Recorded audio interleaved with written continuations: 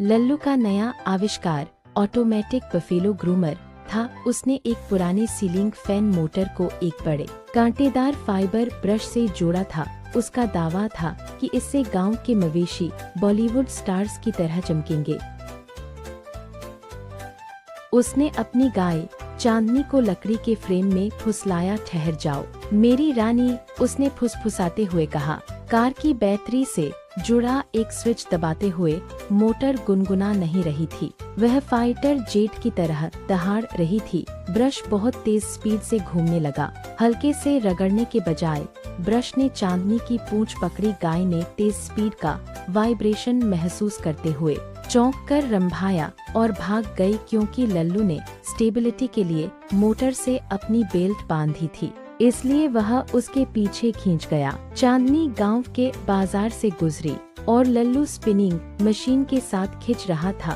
Brush अब जमीन से टकरा रहा था, जिससे लाल धूल का एक बड़ा बादल उठ रहा था, जो चलती हुई रेत के तूफान जैसा लग रहा था। चमकती गाय के लिए रास्ता बना, गप्पू चिल्लाया और सब्जी की दुकान पर कूद गया। उड़ती धूल सरपंच के ताजे धुले सफेद कुर्ते पर लग गई, जिससे वह कुछ ही सेकंड में चलता फिरता ईंट के रंग का पुतला बन गया।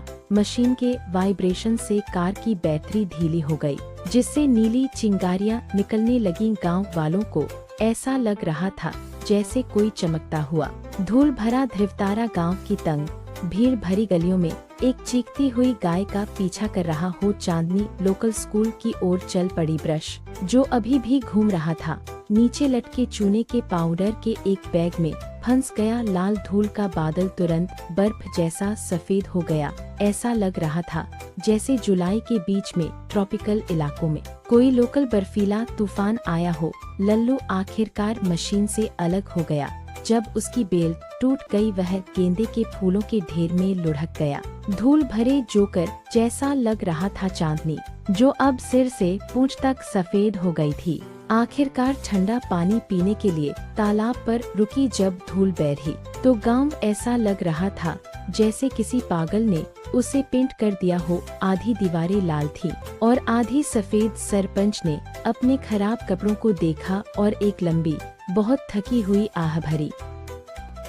लल्लू, सरपंच ने चूना पोंछते हुए कहा, मैंने एक साफ गांव मांगा था, सर्कस नहीं। लल्लू अपने बालों से धूल झाड़ते हुए, लेकिन चांदनी को देखो, वह गोरी है। मैंने गाय ब्लीचिंग सिस्टम बनाया है।